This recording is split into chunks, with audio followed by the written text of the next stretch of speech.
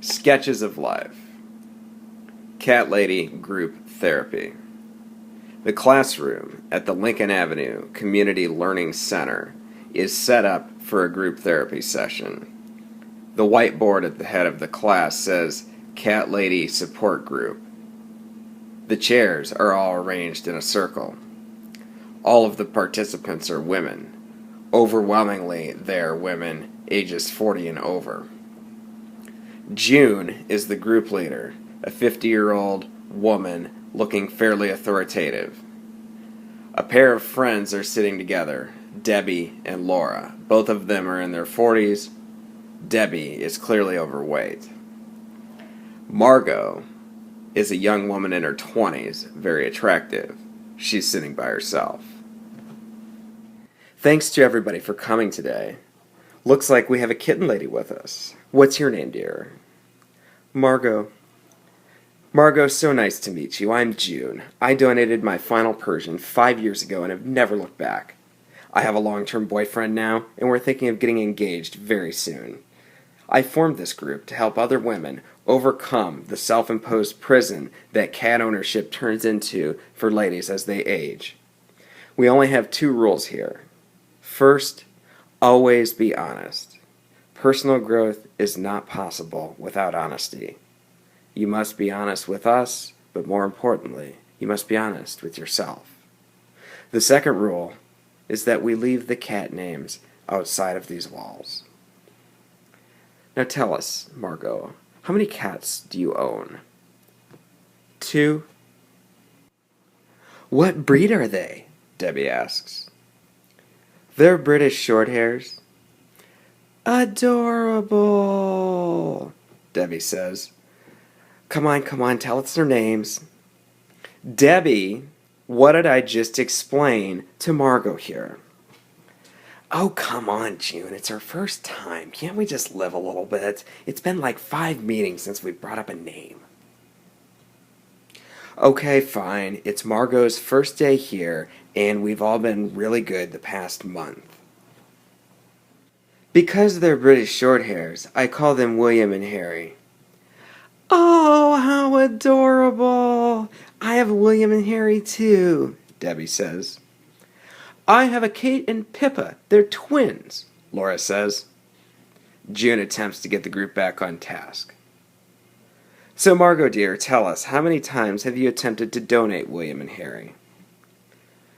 A few, but it's really hard. I've had a couple of buyers that were interested, but when I interviewed them, I just didn't trust them to have the prince's best interest in mind. The princes? Oh, how adorable. That's what I call mine, too.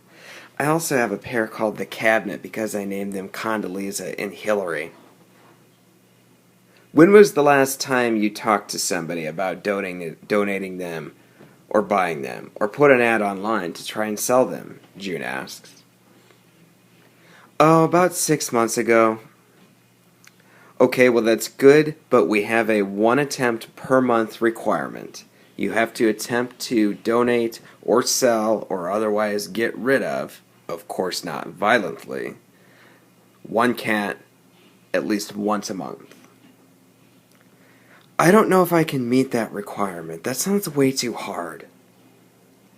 Do your cats ever bring you dead animals, dear? June asks. Yeah, but it's nothing I can't handle. What about your boyfriend? It's been a while since I've had a boyfriend. I haven't been dating much lately. How long? June asks. About a year. And did your last boyfriend break up with you because of the princes? No, I broke up with him, but he treated Rocky like a common pest. Who's Rocky? June asks. That's my other name for Prince Harry. I call him Rocky, Margot says. When I was your age, I dumped a guy over Butterball and I've regretted it ever since, Debbie says. Debbie, thank you so much for sharing that. I know it's difficult and it's been a long time in recovering. When Debbie first came to us, she was still taking Butterball's side in every scenario. But after a couple of years of guided discussion, diligent meditation, and discipline, she's come to realize that even Butterball was not infallible when it came to matters of the heart. It's true, Debbie says. Even Bishop Whiskers, God rest his soul, wasn't infallible either. Now, it's too late for me, but you're at an age where you've got a fork in the road. One path leads to men, the other to cats. I made the wrong choice. I'm happy with my little babies, don't get me wrong, but I've been craving a man's touch for a decade. But why not start dating? Margaret asks. My cats are all man repellent. I wish I could, but I'm getting older, and every time I look into Roosevelt's eyes, or little General MacArthur's, or little Harry S. Truman's, I can't bear to live without them. You must really like history, Margot says. Yes, Butterball was my only pet with a pet name, but he was also my favorite.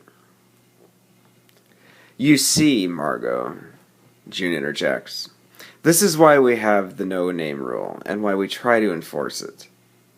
Debbie, we certainly appreciate your sharing, but I have to make an example of you.